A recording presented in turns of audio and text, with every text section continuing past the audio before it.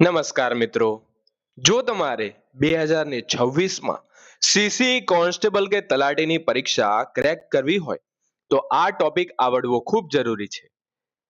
શરૂ કરીએ. વારંવાર આવે છે.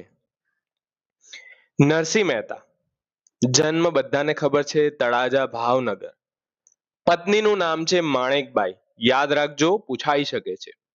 પુત્ર પુત્રી શામળશા અને કુંવરબાઈ. બિરુદ, મોસ્ટ આઈએમપી છે તેમના બિરુદો. આદિકવિ અને પદના પિતા તરીકે નરસિંહ મહેતાને ઓળખવામાં આવે છે. તેમના પદો યાદ રાખીએ, વારંવાર પૂછાય છે, પણ આપણને ખાલી હોડી અને શ્રાદ્ધ જ યાદ હોય છે. આ રીતે યાદ રાખો. કુંવરબાઈએ શ્રાદ્ધમાં હુંડી આપી અને પછી શામળશાનો વિવાહ કરીને ભક્તિનો બોધ આપ્યો. એટલે કે કુંવરબાઈનું મામેરું શ્રાદ્ધ, હુંડી આપી અને પછી શામળશાનો વિવાહ કરીને ભક્તિનો બોધ આપ્યો. આ લાઈન યાદ રાખો. બધા પદો કવર થઈ ગયા. આ બધા પદો પૂછાઈ ચૂક્યા છે. સુદામા ચરિત્ર ગુજરાતી ભાષાનો સૌ પ્રથમ આખ્યાન છે. મોસ્ટ આઈએમપી પ્રશ્ન છે, યાદ રાખજો. બીજા છે મીરાબાઈ. જન્મ બધાને ખબર છે, રાજસ્થાનના મેડતામાં. સાલ યાદ રાખજો, 1498 અને નરસિંહ મહેતાની 1414. ઉપનામ પણ બધાને ખબર છે કે જન્મ જન્મની દાસી અને પ્રેમ દીવાની. તેમના ગુરુનું નામ યાદ રાખજો.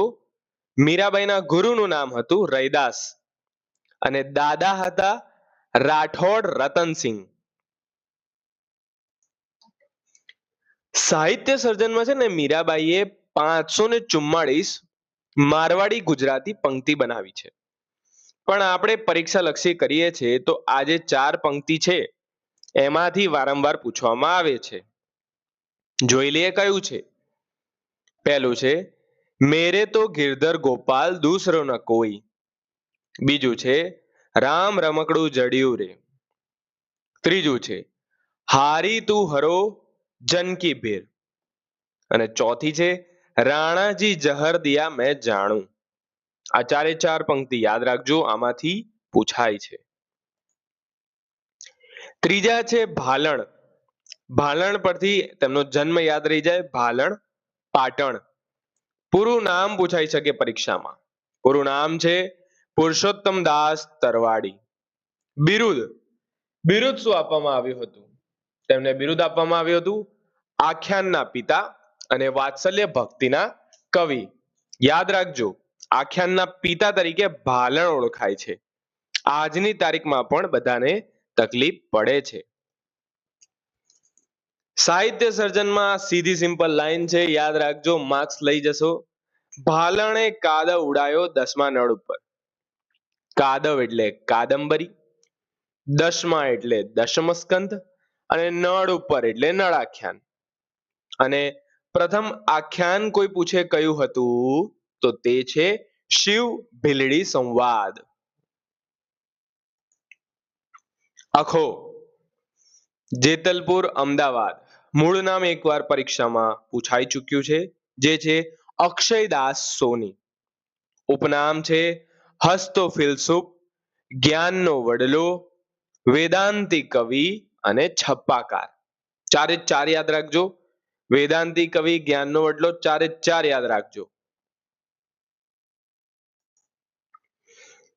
ચલો તેમની કૃતિઓને એક જ લાઈનમાં યાદ રાખીએ.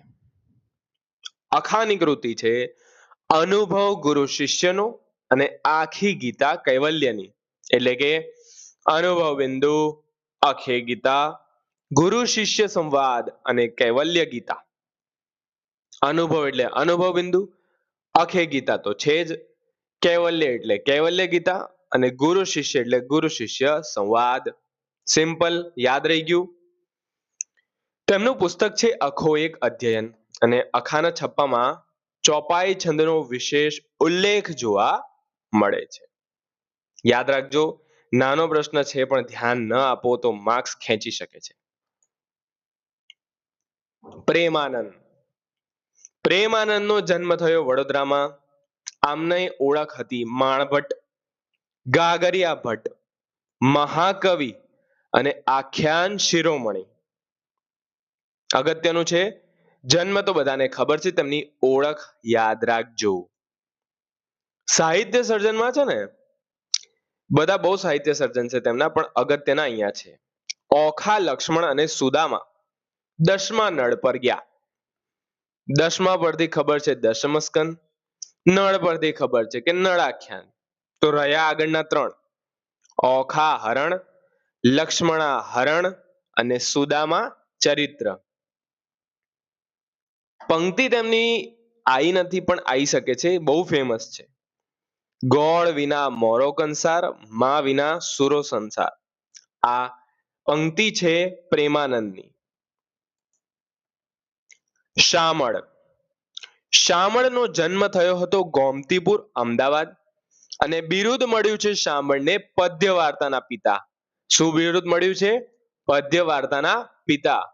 પૂરું નામ છે શામળનું શામળ વીરેશ્વર ત્રાવાડી. જોડણીમાં પૂછાઈ શકે છે ત્રાવાડી.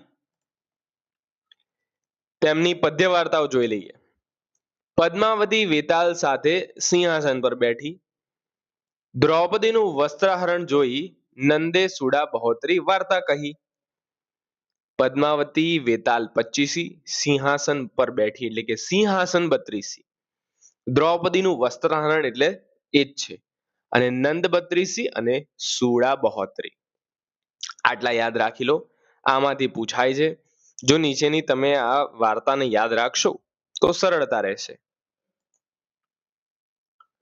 આ જે સિંહાસન 32 છે ને, એને ગુજરાતી સાહિત્યની અરેબિયન નાઇટ્સ તરીકે ઓળખવામાં આવે છે. અને તેમના ગુરુ નાનાભાઈ ભટ્ટ હતા. બેઉ માહિતી અગત્યની છે, યાદ રાખજો. પ્રીતમ જ્ઞાનમાર્ગી કવિ. તેમનો જન્મ થયો હતો બાવળા, સુરેન્દ્રનગર. યાદ રાખજો પ્રીતમ. આમનું છે ને ખાલી એક જ કૃતિ છે, જ્ઞાન ગીતા. એટલે આમની જન્મ, તે પોતે જ્ઞાન માર્ગી કવિ હતા, અને કૃતિ જ્ઞાન ગીતા. ત્રણેય એક જ લાઈનમાં યાદ રાખી દેજો. ધીરો બારોટ. ધીરા બારોટનો જન્મ થયો હતો ગોઠડા, વડોદરા. એકવાર જન્મ પૂછાઈ ગયો છે. અને ધીરા બારોટ કાફીના પિતા હતા, જે ધીરા ભગતના નામે પણ ઓળખાય છે. સાહિત્ય સર્જનમાં અશ્વમેઘ અને દ્રૌપદી વસ્ત્રાહરણ ફેમસ છે. બેઉ યાદ રાખજો, સિમ્પલ છે. આગળ વધીએ ભોજા ભગતના ચાબખા. તમામને ખબર છે ભોજા ભગત બોલો એટલે ચાબખા તો બોલવું જ પડે. ભોજા ભગતનો જન્મ છે દેવકી ગલ્લોડ, રાજકોટ. એક પ્રશ્ન છે જે હિસ્ટ્રીમાં કાયમ માટે પૂછાય છે કે ગાંધીજીને પ્રિય એવું કાચબા કાચબીનું પદ ભોજા ભગતે લખ્યું છે. કોણે લખ્યું છે? ભોજા ભગતે લખ્યું છે. આ હતા આજના સાહિત્યકારો. વિડીયો પસંદ આવ્યો તો પાર્ટ 2 માટે લાઈક કરજો, શેર કરજો. ધન્યવાદ.